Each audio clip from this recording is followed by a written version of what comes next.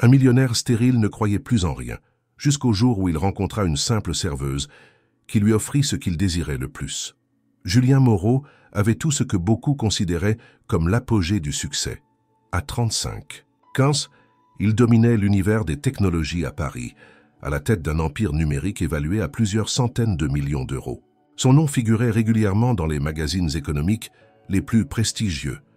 Son visage était reconnaissable sur les plateaux de conférences internationales et ses opinions étaient relayées comme des prophéties du futur. Mais derrière les murs immaculés de son appartement suspendu au-dessus de la Seine, un silence pesant régnait, presque solennel, comme si chaque meuble design refusait de remplir le vide qu'il ressentait. Julien n'avait jamais été un homme particulièrement chaleureux. Dès l'enfance, il avait appris que l'affection pouvait être une faiblesse, une faille que d'autres pouvaient exploiter. Fils unique de parents distants et souvent absents, il s'était réfugié dans les chiffres, les algorithmes, la logique implacable des machines. Sa trajectoire vers le sommet avait été méthodique, presque clinique. Aucun scandale, aucune perte de contrôle. Tout était calculé, tout, sauf le désespoir qui s'était installé dans son cœur lorsque les médecins lui avaient annoncé qu'il était stérile. Ce diagnostic avait tout changé. Pendant des années, il avait repoussé l'idée de construire une famille, convaincu qu'il y aurait toujours du temps. Mais quand il s'était finalement senti prêt, le verdict l'avait fauché avec une brutalité inattendue. Il s'était senti trahi par son propre corps, privé de ce qu'il pensait être son dernier lien possible avec une forme d'humanité authentique. Depuis, chaque jour ressemblait au précédent. Réveil automatique à 7 heures du matin, café amer préparé par une machine sans âme, écran bleu illuminant son visage fatigué, décisions stratégiques en visioconférence, dîner, solitaire servi par des chefs invisibles. L'homme acclamé à l'extérieur était en ruine à l'intérieur. Son appartement en verre et acier, situé dans le 16e arrondissement, offrait une vue spectaculaire sur Paris. Mais il ne la regardait presque jamais. Ce qui se déroulait au dehors ne l'atteignait plus. Les rires des passants, les klaxons. Lointains, les lumières vibrantes de la ville n'étaient que des fragments d'un monde auquel il ne se sentait plus appartenir. Même les femmes qu'il avait fréquentées ces dernières années ne laissaient aucune trace. Elles étaient belles, élégantes, cultivées parfois, mais toujours éphémères. Dès que la conversation dérivait vers l'idée de futur, Julien se fermait comme un coffre-fort. Il avait essayé les solutions les plus modernes, les cliniques spécialisées à Genève, les traitements expérimentaux à Boston, les avis contradictoires de grands spécialistes à Tokyo. Rien n'y faisait. Il était biologiquement incapable de concevoir. Ce mot « incapable » résonnait encore dans son esprit comme une condamnation. Dans un monde où tout pouvait être acheté, corrigé, ajusté, cette réalité restait inflexible. Pour la première fois, Julien Moreau, l'homme qui contrôlait tout, ne pouvait rien faire. Son entourage professionnel s'était rapidement adapté à sa nouvelle froideur. Les sourires avaient disparu, remplacés par une efficacité mécanique. Les rares amis qu'il avait se résumaient à des relations d'affaires trop polies pour poser des questions personnelles. Il ne répondait plus aux invitations, ne célébrait plus les victoires, ne buvait plus de champagne. Même ses parents, désormais retraités dans une villa du sud de la France, ne recevaient plus que des messages laconiques. Les jours passaient sans accroc, sans surprise. Il travaillait, mangeait, dormait. Il ne rêvait plus. Et dans cette routine parfaitement huilée, quelque chose en lui se détériorait lentement, silencieusement, comme un moteur qui tourne à vide. Il n'espérait plus rien, ni amour, ni consolation, ni miracle. Il était devenu un fantôme de chair et d'or. Mais ce qu'il ignorait encore, c'est qu'un soir banal, sans raison apparente, une décision minuscule allait briser cette boucle infernale. Une promenade sans destination, une rue prise au hasard, une porte poussée mécaniquement, et derrière cette porte, un monde qu'il n'aurait jamais imaginé. Un simple café de Montmartre et une serveuse. Pas une femme fatale, pas une figure mondaine, juste une voix, un regard, une présence. Avant ce soir-là, Julien pensait avoir tout perdu. Mais la vie, capricieuse et silencieuse, s'apprêtait à lui rappeler que certaines histoires ne naissent pas dans les plans minutieusement dessinés, mais dans les instants les plus ordinaires, ceux qu'on oublie jusqu'à ce qu'ils nous sauvent. Ce soir-là, Paris respirait une douceur inattendue.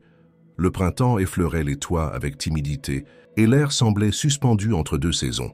Julien, d'habitude cloîtré dans ses habitudes rigides, avait ressenti une étrange impulsion. Il avait quitté son bureau plus tôt, sans explication, sans but précis. Ses pas l'avaient conduit hors du confort glacé de son quartier habituel, loin des avenues haussmanniennes et des salons privés, jusqu'aux ruelles pavées de Montmartre.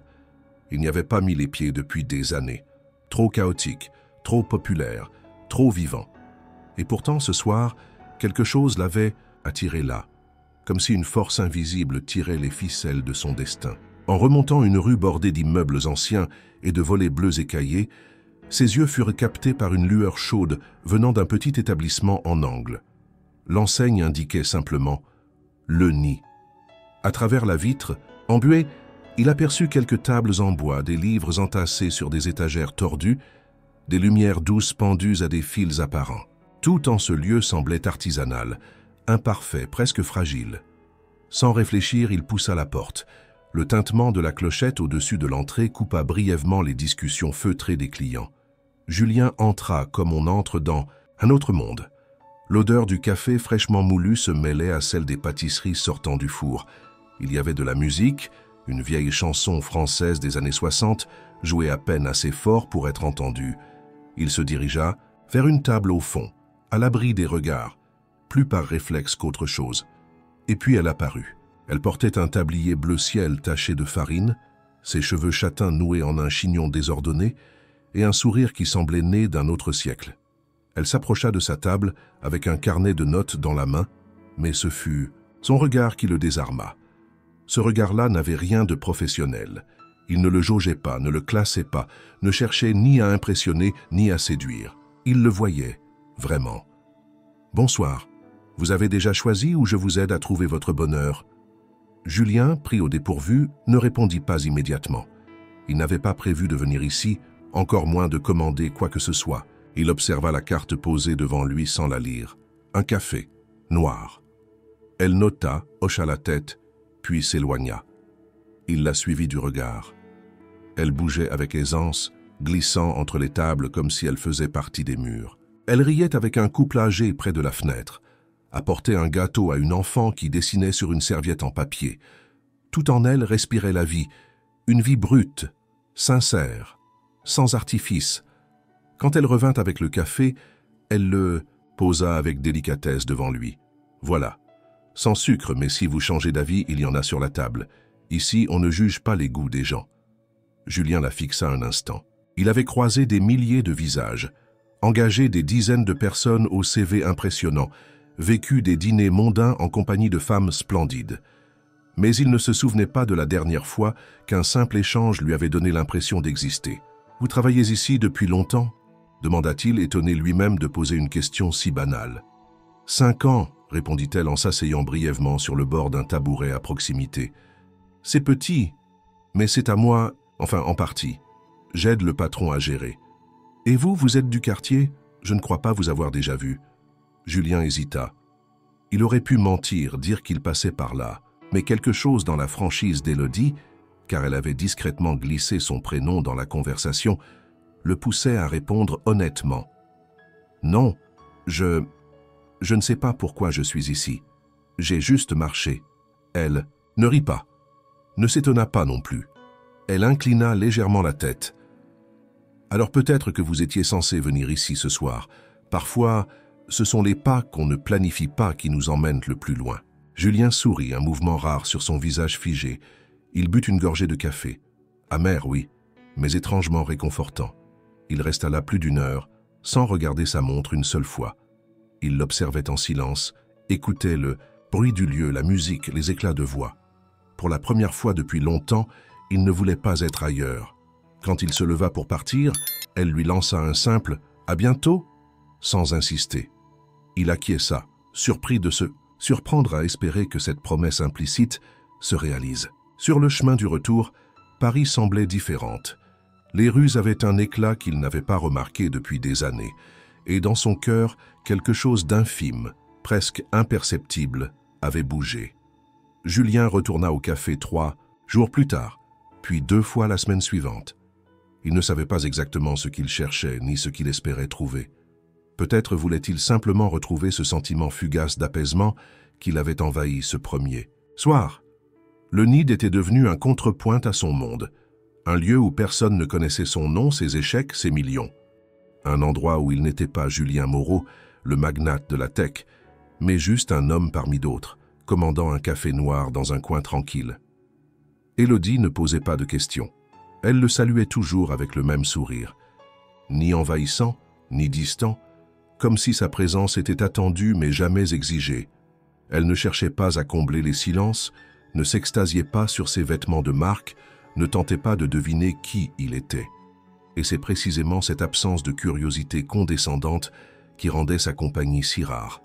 Un après-midi, alors qu'il entrait dans le café sous une pluie fine, il la vit à travers la vitre avant même d'ouvrir la porte. Élodie était accroupie près de l'entrée, tendant une assiette de quiche encore tiède à un homme allongé contre le mur. Il portait plusieurs couches de vêtements dépareillés, sa barbe hirsute mêlée à la pluie. Elle lui parlait doucement, comme à un ami de longue date, les yeux pleins de compassion mais sans pitié. Julien resta un instant figé, le cœur légèrement serré. Il observa la scène, invisible derrière son parapluie. Quand il entra, elle était déjà retournée derrière le comptoir, reprenant son service comme si rien ne s'était passé. Il s'installa à sa table habituelle, incapable de détacher son esprit de cette image. Lorsqu'elle vint prendre sa commande, il ne put s'empêcher de lui demander « Vous le connaissez ?» Élodie haussa les épaules. « Pas vraiment. Il passe parfois. Il ne parle pas beaucoup, mais je sais ce qu'il aime manger. Et parfois, un repas chaud, ça peut sauver une journée entière. » Julien hocha la tête, silencieux. Ce geste simple et pourtant bouleversant avait fissuré quelque chose en lui. Il avait grandi dans un monde où la charité était un item fiscal, où l'aide s'offrait avec caméra et contrat. Ce qu'il avait vu chez Élodie n'était ni stratégie ni posture. C'était un élan, un réflexe, une bonté brute sans audience. Les jours suivants, il se surprit à attendre le moment où elle viendrait prendre sa commande. Il notait les détails, la manière dont elle coinçait un stylo derrière son oreille, le petit rire qu'elle laissait échapper lorsqu'un client fidèle racontait une blague douteuse, la tendresse avec laquelle elle corrigeait les erreurs d'un jeune serveur débutant. Elle n'était pas parfaite, loin de là. Mais elle était vraie. Julien commença à revenir presque chaque jour, souvent à la même heure. Il ne parlait pas beaucoup, mais il écoutait, il apprenait. Et, sans le vouloir, il laissait tomber ses défenses. Un matin, il arriva plus tôt que d'habitude et la trouva en train de ranger des livres dans un coin du café. « Besoin d'un coup de main ?» demanda-t-il à sa propre surprise. Élodie releva la tête, les yeux brillants de fatigue. « Seulement si vous êtes prêt à affronter une pile d'ouvrages poussiéreux sur la psychologie enfantine et les romans à l'eau de rose. » Il s'approcha, retroussa les manches de sa chemise et s'accroupit. Ce fut leur première vraie conversation. Ils ne parlèrent pas de leur vie respective, mais d'histoire, de livres, de musique. Il découvrit qu'elle jouait un peu de piano, qu'elle adorait les films italiens des années 70, qu'elle détestait les parapluies, mais adorait la pluie. Chaque mot qu'elle disait creusait un peu plus sa curiosité. Elle n'essayait jamais de le séduire.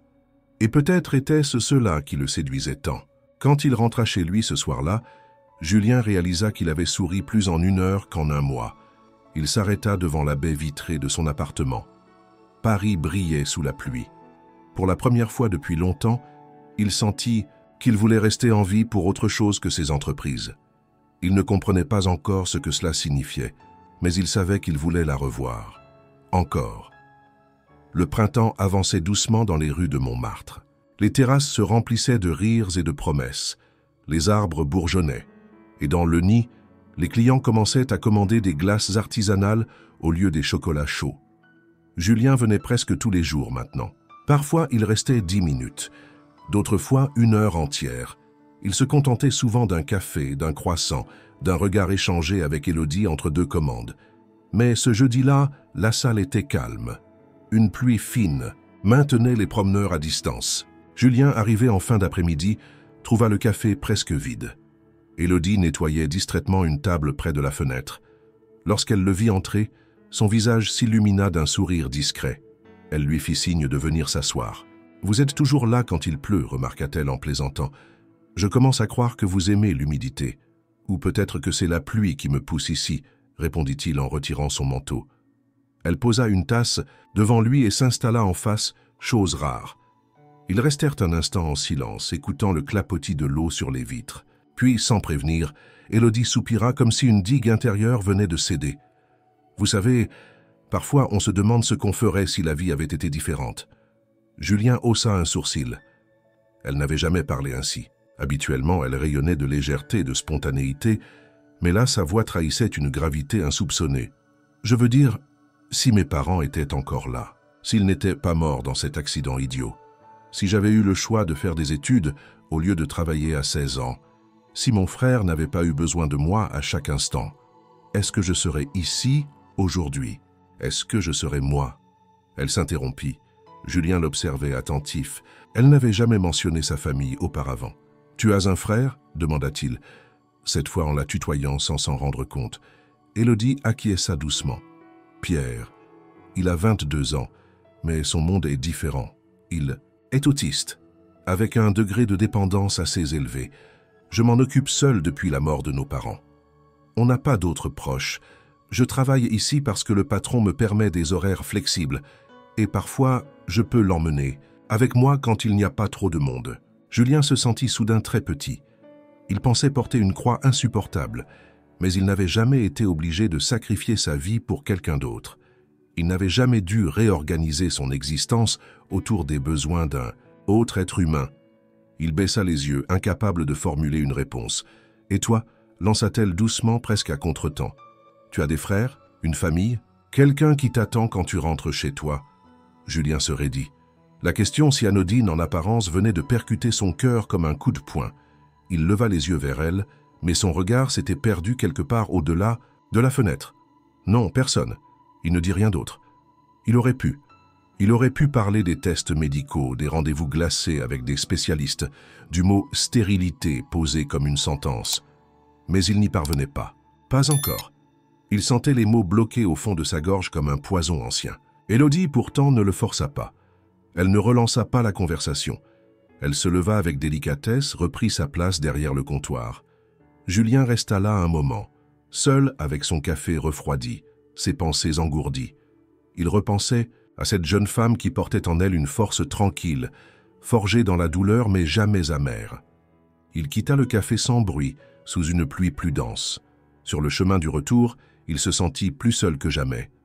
Non pas à cause de l'absence des autres, mais à cause de l'abîme entre ce qu'il voulait dire et ce qu'il arrivait à exprimer.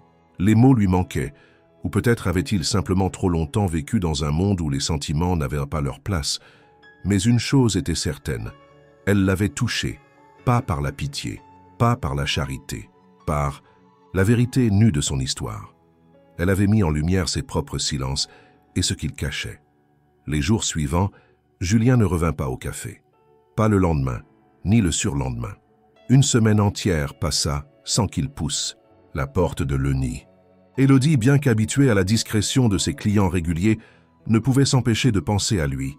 Il n'avait laissé aucun mot, aucun indice. Son absence créait un vide discret mais pesant dans la routine du café.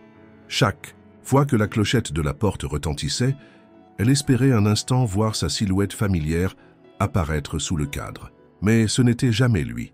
Elle tenta de se convaincre que ce n'était rien. Il n'était pas un ami ni un proche, il n'avait jamais rien promis.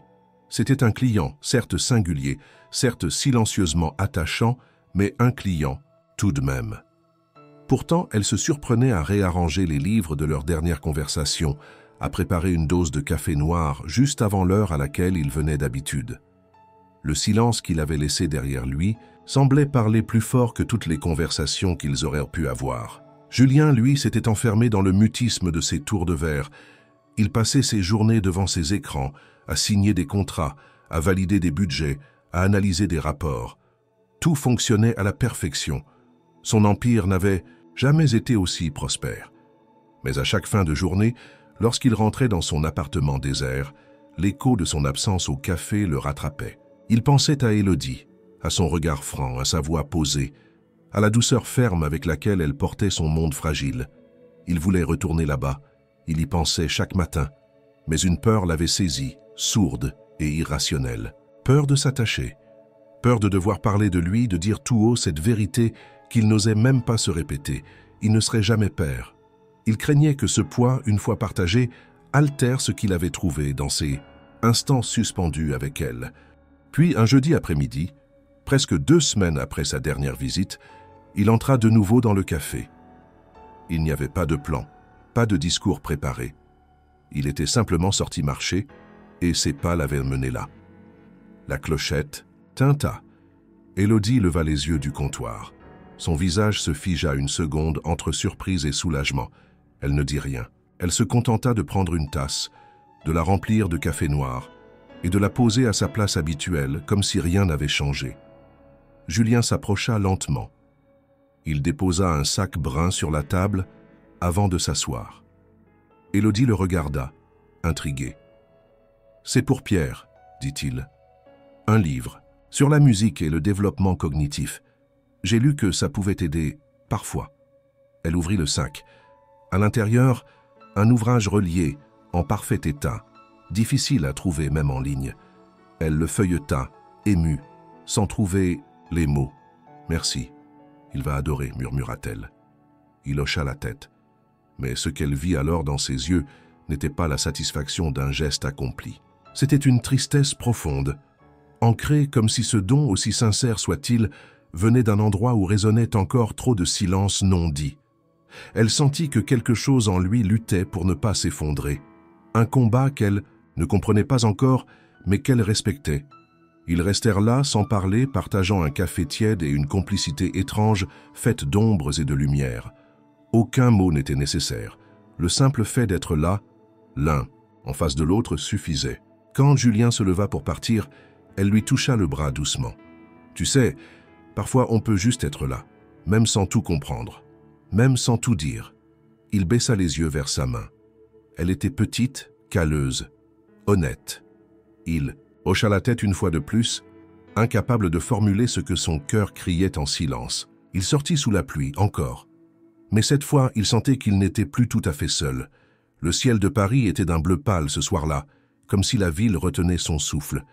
Julien avait passé la journée à effacer et reprogrammer rendez-vous, repoussant tout ce qui pouvait attendre. Il avait envoyé un message à Élodie, le tout premier, une phrase brève. « Es-tu libre ce soir ?» Elle avait répondu quelques minutes plus tard, toujours pour un dîner improvisé. C'était tout, mais pour Julien, ce message résonnait comme une promesse fragile, presque irréelle. Elle arriva à 20 heures précises, vêtue d'un manteau beige trop léger pour la saison et d'un foulard noué négligemment autour du cou. Il l'attendait dans sa grande cuisine immaculée, visiblement nerveux. Il avait commandé des plats simples chez un traiteur discret, mais avait dressé la table lui-même. 2 assiettes, 2 verres, une bouteille de vin blanc encore fermée. L'atmosphère était presque solennelle. Élodie entra en souriant, mais son regard s'attarda sur l'appartement. Elle n'y avait jamais mis les pieds. L'endroit, vaste et silencieux, semblait tout droit sorti d'un magazine d'architecture, trop propre, trop parfait. Julien remarqua son hésitation. « C'est impressionnant, dit-elle, en posant son sac près du canapé. « C'est surtout vide, répondit-il en lui tendant un verre. « Tu es la première personne à venir ici depuis très longtemps. » Ils s'assirent. Les premières minutes furent maladroites. Ils parlèrent du café, de Pierre, de la pluie qui menaçait de nouveau. Mais quelque chose dans le regard de Julien trahissait une tension contenue. Élodie le sentit. Elle posa sa fourchette, le regarda droit dans les yeux. « Tu n'es pas obligé de parler, tu sais, mais si tu veux le faire, je suis là. » Il respira profondément, ferma les yeux une seconde, puis il parla. « Il y a quelque chose que je n'ai jamais dit à personne. Enfin presque personne, et je ne sais pas pourquoi je veux te le dire maintenant. Peut-être parce que tu ne me vois pas comme les autres. » Elle ne répondit pas. Elle attendit. « Je suis stérile, dit-il enfin, la voix rauque. J'ai passé des années à croire que ce n'était pas grave, que je n'avais pas besoin d'avoir des enfants, que je pouvais vivre pour ma carrière, pour mes succès. Mais quand j'ai voulu, c'était trop tard. Les tests ont été sans appel. Aucun traitement ne fonctionne. Aucun espoir. » Un silence lourd s'abattit dans la pièce. Julien fixait son assiette, les mâchoires serrées, attendant une réaction. Rejet, pitié, gêne, tout lui semblait possible. Il avait l'impression de se mettre à nu, de poser sur la table la partie la plus douloureuse de son histoire. Mais ce qui vint le désarma totalement. « Tu sais, dit-elle lentement, Tu peux encore donner beaucoup au monde. Peut-être pas de la façon dont tu l'avais imaginé, mais à ta manière.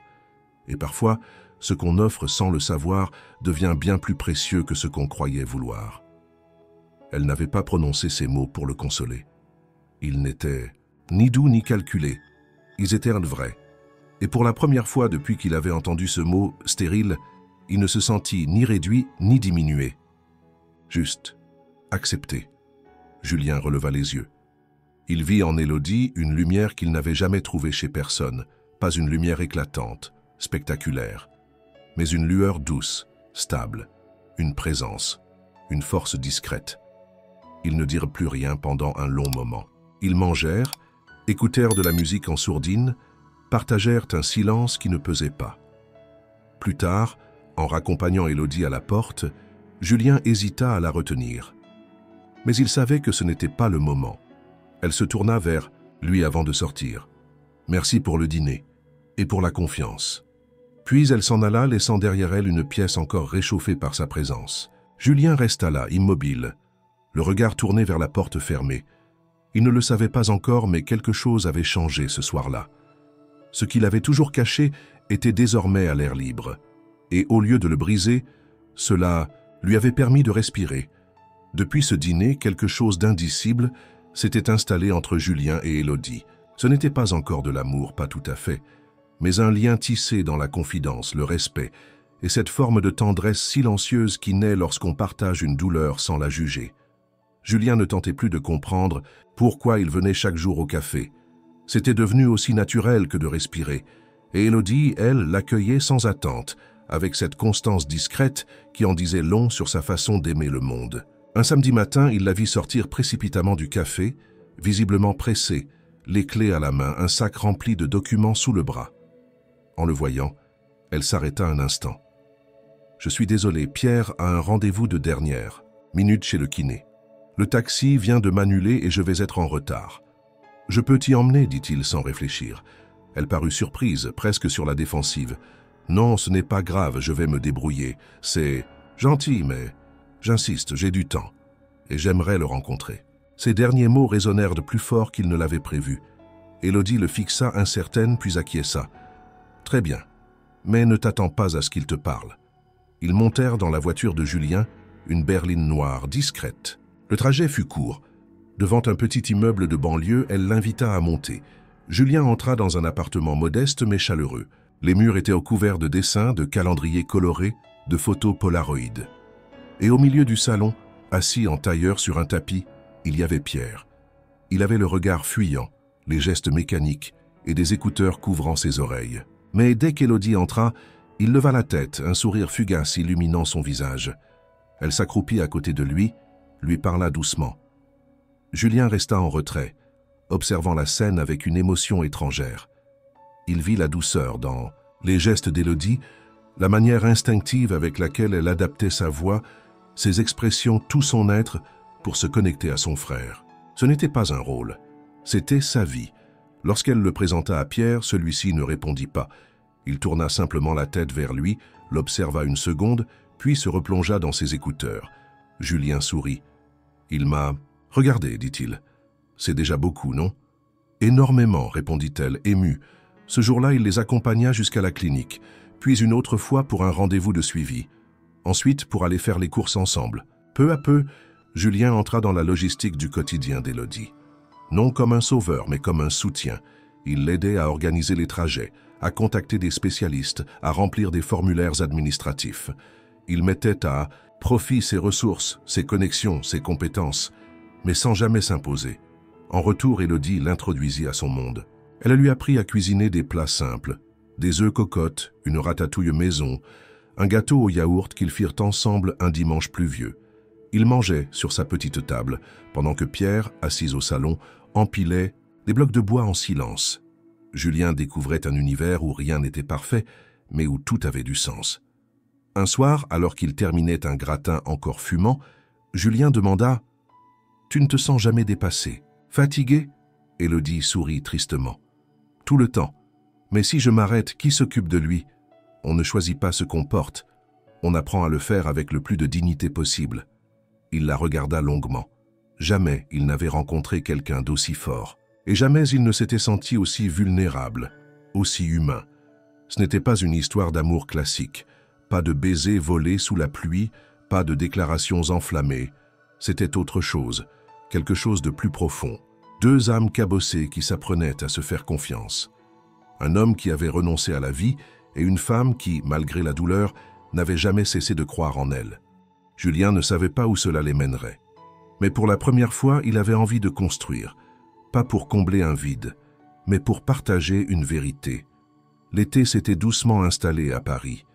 Les journées s'étiraient jusqu'à tard, et l'air embaumait les fleurs des balcons et les souvenirs en dormance. Julien, pourtant, ne goûtait pas cette lumière nouvelle. Quelque chose en lui se contractait à mesure que les jours passaient. Plus il se rapprochait d'Élodie, plus il sentait un vertige se former sous ses pieds. Il dormait mal, ses pensées tournaient en boucle, et surtout, un sentiment grandissait, la peur. Il s'en rendit compte un soir, en observant Élodie rire avec Pierre pendant qu'il regardait un vieux dessin animé. Julien était là, assis sur le canapé, les jambes croisées, un bol de pop-corn à la main. Il aurait dû se sentir heureux. C'était exactement ce qu'il croyait avoir toujours cherché, une famille. Même imparfaite, même inattendue, mais à la place un vide froid se forma dans sa poitrine. Il comprit. Il tombait amoureux. Non pas d'une idée, ni d'un rêve, d'elle, d'Élodie avec ses silences chargés de sens, sa force tranquille, son monde imparfait mais sincère. Et ce sentiment, au lieu de le rassurer, l'effrayait. Il se leva tôt le lendemain, plus tôt que d'habitude. Il regarda les messages, non lus sur son téléphone, les rappels de réunion, les notifications inutiles, mais aucun d'eux ne portait le poids de la décision qu'il s'apprêtait à prendre. Pendant la journée, il refusa tous les appels d'Élodie. Il ne répondit pas à ses messages. Pas de justification, pas d'excuse. Il savait que c'était lâche. Mais il ne voulait pas entendre sa voix. Pas si cela risquait de l'en dissuader. Julien se jeta à corps perdu dans le travail. Il relança des projets qu'il avait mis de côté, reprit contact avec des investisseurs étrangers, accepta des déplacements qu'il avait précédemment déclinés. Il retourna dans son monde de chiffres, de verre et d'acier. Là où les émotions ne franchissaient pas les portes, où tout avait un sens logique, calculable, là où l'amour n'existait pas. Mais malgré les journées remplies, les réunions interminables, les nuits courtes passées devant des tableurs, quelque chose en lui résistait. Il pensait à elle dans les silences. Dans la vapeur de son café du matin, dans le bruit des klaxons, dans l'écho de son propre pas dans le couloir vide de son appartement. Elle revenait toujours. Sa voix, son rire, ses silences, et surtout ce regard lorsqu'elle lui avait dit qu'il pouvait encore offrir quelque chose au monde. 2 semaines passèrent ainsi. 2 longues semaines pendant lesquelles il disparut, volontairement de sa vie. Il espérait qu'elle comprendrait, qu'elle verrait qu'il faisait cela pour elle, pour lui éviter une vie incomplète, construglée sur une impossibilité. Il ne voulait pas être un poids. Il ne voulait pas qu'elle abandonne ses rêves pour lui, car dans son esprit, il n'était plus capable de construire ce que toute femme méritait, une famille au complet. Il pensait qu'il faisait le bon choix. Jusqu'au jour où, en passant par hasard devant le nid, il vit un petit papier collé à la porte. Élodie ne l'avait pas retiré. Il s'approcha. C'était une simple note manuscrite, griffonnée à la hâte mais lisible. « Tu m'as donné ce que personne ne m'avait jamais offert, un espace pour rêver à nouveau. Mais ceux qui ne croient pas, fuient toujours. Et fuir n'a jamais protégé personne. » Julien resta figé, les yeux fixés sur le papier. Une détonation intérieure. Il comprit brutalement que ce qu'il croyait être un sacrifice était en réalité une fuite. Il n'avait pas agi par altruisme. Il avait eu peur. Peur de ne pas être assez. Peur d'être aimé malgré ses limites. Peur d'avoir enfin trouvé quelque chose qui comptait et de ne pas savoir quoi en faire. Il fit demi-tour sans entrer. Mais cette fois, il ne fuyait plus. Il allait devoir affronter ce qu'il était. Et surtout, ce qu'il voulait devenir. Julien ne dormit pas cette nuit-là. Le billet qu'il avait lu sur la porte du café tournait dans son esprit comme une boucle infinie. Chaque mot, chaque silence entre les lignes résonnait en lui avec une clarté douloureuse. Il réalisa que ce n'était pas seulement Élodie qui l'avait blessé, c'était lui-même qui l'avait trahi. Il s'était convaincu qu'il la protégeait, qu'il lui évitait une vie incomplète. Mais au fond, il s'était encore une fois dérobé, comme toujours, comme avec sa famille, comme avec sa vérité. Il n'avait jamais su rester quand cela devenait réel. Au petit matin, Paris s'éveillait lentement sous un ciel d'ambre. Julien regarda les immeubles s'illuminer au loin, les fenêtres s'ouvrir une à une comme des paupières fatiguées. Il savait ce qu'il devait faire, pas pour réparer, pas pour obtenir un pardon, mais parce qu'il était temps d'arrêter de fuir. Il passa la journée à réfléchir à la manière d'agir. Aucun mot ne lui semblait suffisant. Aucune formule ne pouvait effacer l'abandon. Alors il décida de ne pas parler, de montrer. Il contacta un vieil ami notaire. Commença des démarches complexes, longues, mais nécessaires. Il voulait créer quelque chose de vrai, quelque chose qu'Élodie pourrait refuser, mais jamais ignorer. Le soir venu, il se présenta devant la porte de son appartement. Il n'avait pas prévenu. Il avait hésité 100 fois à faire marche arrière. Mais il resta là, debout, tenant un petit dossier entre les mains, jusqu'à ce qu'elle ouvre. Elle le regarda, interdite. Elle ne dit rien. Lui non plus, pendant une seconde longue comme une éternité. « Je suis venu parce que tu avais raison, dit-il enfin. Je fuis depuis toujours. Je pensais que ne pas t'impliquer dans ma vie était un acte de bonté, mais c'était juste de la peur. J'ai fui la seule chose qui comptait. » Élodie le fixait, les bras croisés, silencieuse.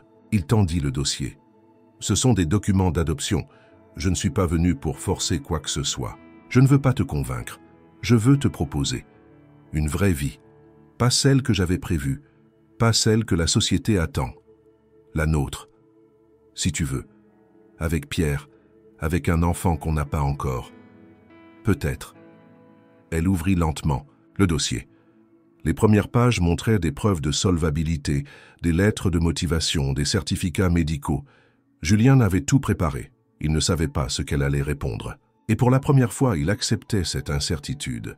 « Tu n'es pas obligé de me répondre maintenant, » ajouta-t-il. « Je voulais juste que tu saches que cette fois, je reste, même si tu dis non. » Élodie referma doucement le dossier.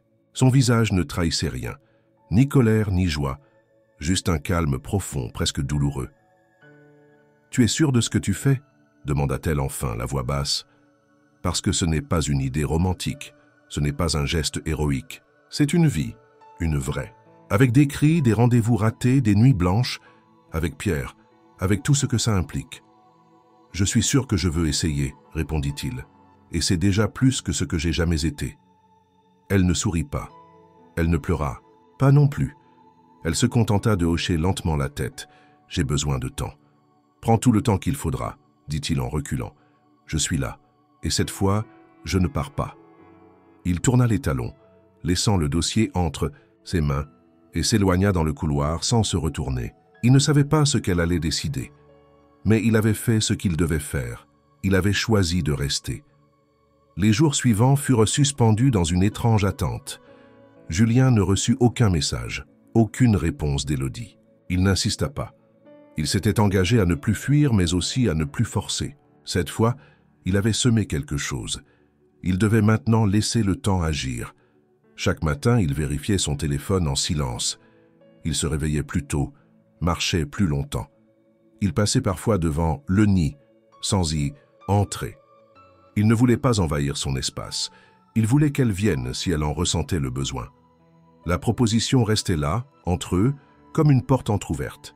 Pendant ce temps, il continua à avancer dans son projet. Il rencontra un avocat spécialisé en adoption, mit de l'ordre dans ses affaires personnelles, réorganisa ses priorités. Pour la première fois de sa vie, Julien construisait quelque chose qui ne dépendait ni de profit ni d'objectifs stratégiques. Il construisait une possibilité. Une semaine après leur dernière rencontre, Élodie apparut à l'improviste à l'entrée de son immeuble. Julien, qui venait de rentrer d'un rendez-vous professionnel, la trouva assise sur les marches, les mains croisées sur ses genoux. Elle leva les yeux lorsqu'il s'approcha mais ne bougea pas. « Je n'ai pas encore pris ma décision, dit-elle, avant même qu'il n'ouvre la bouche. Mais je voulais te voir. » Ils montèrent ensemble. L'atmosphère dans l'appartement semblait différente, moins glacée, plus vivante. Julien lui servit un thé et ils s'installèrent en silence dans le salon. « Tu m'as surprise, dit-elle après un moment. Pas parce que tu veux adopter, mais parce que tu n'as pas reculé, cette fois. Je t'ai attendu et tu es revenu sans te cacher. J'ai compris que je n'avais jamais été aussi proche de perdre quelque chose qui comptait vraiment. Et que, si je voulais une vraie vie, je devais arrêter de la contrôler. » Elle l'observa, l'air sérieux, puis se leva. Elle fit quelques pas dans la pièce, les bras croisés. « Adopter un enfant, Julien, ce n'est pas une idée abstraite, ce n'est pas une réparation. C'est une responsabilité immense, et avec Pierre, ce ne sera jamais simple. Je sais, et je ne veux pas le faire pour combler un vide. Je veux créer un sens, avec toi, avec ce qu'on a déjà, même si c'est bancal, même si ce n'est pas conforme. » Elle le regarda longuement. Il soutint son regard sans faiblir. Il n'y avait ni promesse magique, ni romantisme exagéré dans ses paroles. Juste une honnêteté brute. Elle s'approcha, s'assit près de lui. « Je n'ai pas dit non, Julien, mais j'ai besoin de croire que tu ne fais pas ça parce que tu m'aimes. L'amour, ça passe. Il faut autre chose, quelque chose de plus profond. Ce que je ressens pour toi, ce n'est pas un feu d'artifice. C'est un feu qui reste allumé quand tout le reste s'éteint. » Elle sourit alors pour la première fois depuis longtemps. Un sourire timide comme une éclaircie. C'est la plus étrange des déclarations, mais c'est peut-être la plus belle. Il ne tenta pas de l'embrasser, il ne la prit pas dans ses bras. Il respecta ce moment, aussi fragile qu'une porcelaine fine. Elle posa simplement sa tête contre son épaule, et ils restèrent là, sans bouger, le cœur moins lourd, les silences moins durs. Ce soir-là, Julien sentit que quelque chose s'était réellement ouvert entre eux. Ce n'était plus une promesse, c'était un début, un vrai. Les semaines passèrent comme dans un souffle, portés par une complicité silencieuse. Julien et Élodie n'avaient pas encore défini ce qu'ils étaient l'un pour l'autre, mais une évidence s'imposait. Ils formaient un noyau. Un centre, pas encore une famille, mais plus que deux individus liés par une suite de rencontres fortuites. Ils s'apprivoisaient à leur rythme entre le chaos doux du quotidien et les projets inachevés du futur. Pierre, de son côté, s'était peu à peu habitué à la présence de Julien. Il ne parlait toujours pas beaucoup, mais son comportement trahissait une forme d'acceptation. Il acceptait de marcher à ses côtés, de manger à la même table, de s'asseoir près de lui sans agitation. Un jour, il lui tendit même un dessin, une maison colorée avec 3 personnages stylisés devant. Julien le garda précieusement. Puis, un matin de fin d'été, Élodie lui envoya un message inhabituel. « J'ai besoin de te parler. » Ce soir. Court, sans ponctuation. Julien sentit un frisson lui parcourir l'échine. Il tenta de ne pas trop y penser pendant la journée, mais l'attente rongeait ses pensées. Quand elle arriva chez lui, elle tenait une enveloppe entre les mains. Ses traits étaient tendus, ses gestes plus hésitants que d'ordinaire. Julien lui ouvrit la porte en silence. Elle entra, posa son sac, mais ne s'assit pas. « Ce que je vais te dire, je ne savais pas si je devais le garder pour moi. Mais maintenant que tu m'as parlé d'adoption, que tu t'es engagé ainsi, je ne peux plus me taire. » Il ne répondit pas. Elle lui tendit l'enveloppe. « Ce sont des résultats médicaux, des analyses que j'ai faites avant même de te rencontrer. À l'époque, j'étais avec quelqu'un, un homme que j'ai quitté dès que j'ai compris ce qu'il était. Violent, manipulateur. Quand je suis parti, je me suis retrouvé seul, et j'ai appris que j'étais enceinte. » Julien resta immobile. Ses yeux passèrent lentement de l'enveloppe à elle. Elle continua, la voix plus fragile. « J'ai gardé le secret, par peur, par honte. Je ne voulais pas que ce passé toxique entre dans ma nouvelle vie. Je me suis dit que je pouvais gérer seul. Mais depuis que tu es là vraiment, je ne peux plus cacher ça parce que ce bébé va naître, et tu dois le savoir. » Elle recula d'un pas, comme pour lui laisser l'espace de réagir. Mais Julien ne dit rien. Pas tout de suite. Il ouvrit l'enveloppe, lut les premières lignes. Les résultats confirmaient ce qu'elle disait. Grossesse confirmée, datant de plusieurs mois. Il se sentit pris dans une vague d'émotions contradictoires, surprise, douleur, incompréhension, et pourtant aucune colère. Il leva les yeux vers elle. « Pourquoi me le dire maintenant ? Parce que tu as parlé d'être père, et que tu n'as jamais pu l'être biologiquement. Et moi, je porte un enfant d'un autre. Je ne voulais pas que tu penses que je t'utilise, que je profite de ton désir, mais je veux que tu saches que si tu restes, ce sera pour nous 3. » Avec cette vérité, Julien s'approcha d'elle. Il posa lentement une main sur son ventre encore discret. Un geste simple, mais chargé de 1000 significations. Ce n'est pas mon sang, mais ce sera mon enfant, si tu le veux. Les larmes montèrent aux yeux d'Élodie. Elle ne s'attendait pas à cette réponse. Elle avait préparé toutes les réactions possibles, la fuite, la colère, le silence glacial, mais pas cette douceur, pas cette acceptation.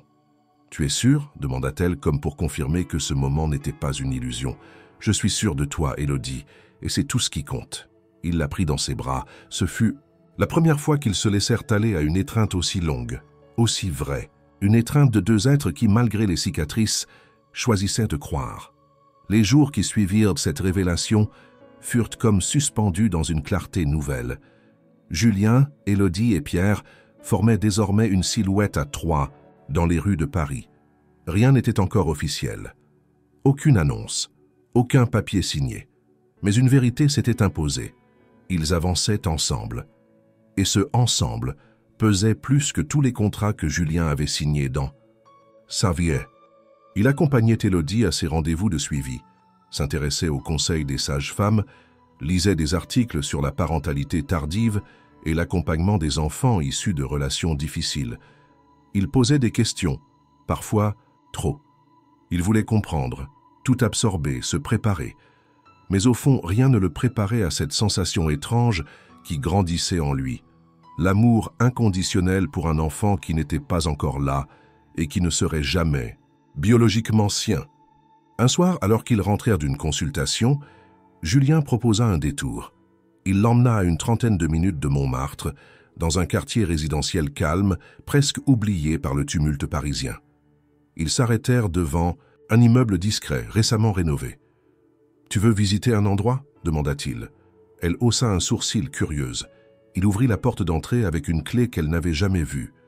Ils montèrent au dernier étage. L'appartement était vide, mais baigné de lumière.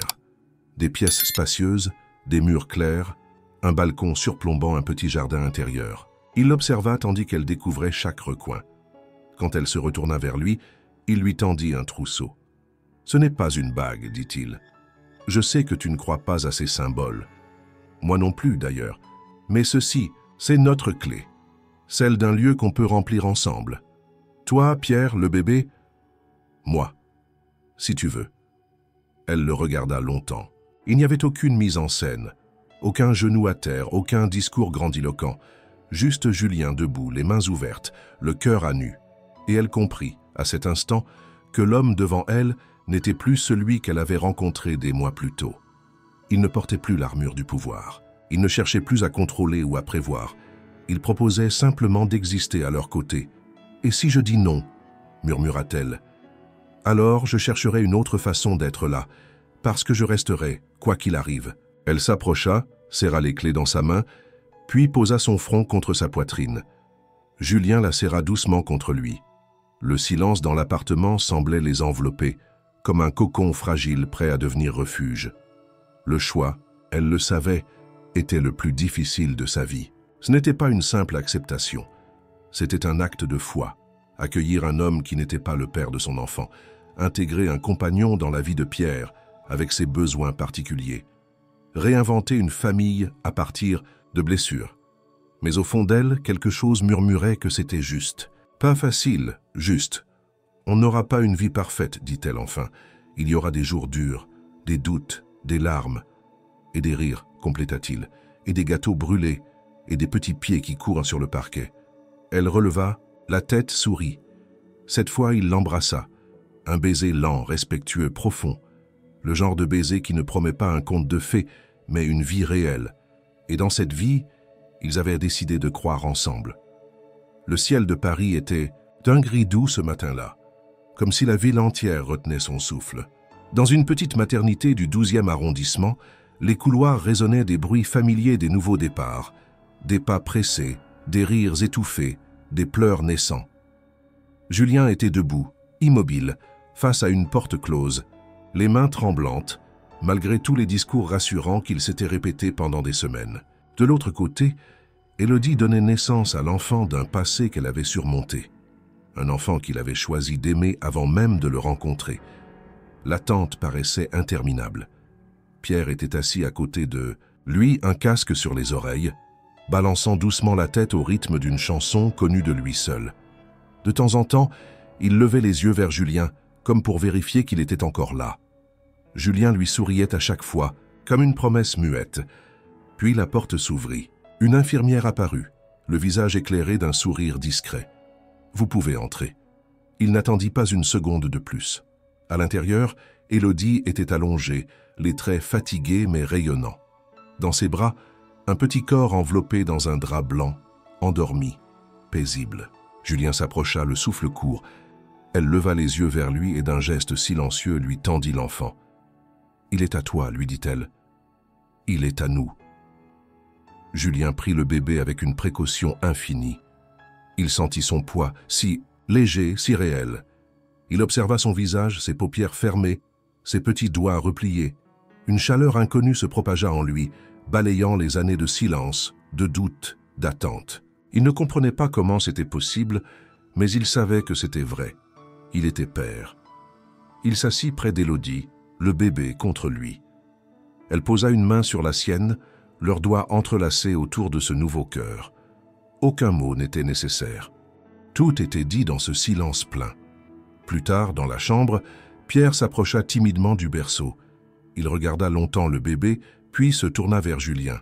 « Papa. » Le mot fut prononcé avec hésitation, comme un essai, mais il résonna dans la pièce comme un miracle. Julien sentit son cœur se contracter. Il s'agenouilla devant Pierre, le regard embué. « Merci. » C'était tout ce qu'il pouvait dire. 2 syllabes pour répondre à ce mot qu'il avait cru ne jamais entendre. Les jours suivants furent faits de couches, de biberons, de nuits hachées, de rires étouffés. L'appartement qu'il avait offert à Élodie devint un vrai foyer. Il apprit à porter un bébé d'une main et à répondre à des mails de l'autre. Il oublia les réunions non essentielles, redéfinissant ses priorités. L'empire de Julien Moreau continua à tourner, mais son cœur, lui, battait désormais au rythme de 3 autres vies. Un soir d'automne, alors que les feuilles tombaient, en silence dans le jardin, ils dînèrent tous ensemble, simplement. Pierre dessinait à côté, Élodie berçait leur fils, et Julien racontait une histoire inventée. Quand il leva les yeux, il vit Élodie le regarder avec une lumière douce dans les yeux. Une lumière qu'il n'avait pas vue depuis des années, celle qu'il avait perdue, celle qu'il pensait morte à jamais. Il comprit alors que ce n'avait jamais été une question de sang, ni de biologie, ni de destin. Il s'agissait d'amour, de choix, de courage, et que le plus grand miracle n'était pas d'avoir un enfant, mais de se laisser transformer par lui. Ce soir-là, Julien sortit sur le balcon. Il regarda Paris s'étendre sous ses pieds. Les lumières scintillaient comme des milliers de réponses à une même question. Et il pensa, l'impossible parfois est juste ce qu'on n'a pas encore osé aimer.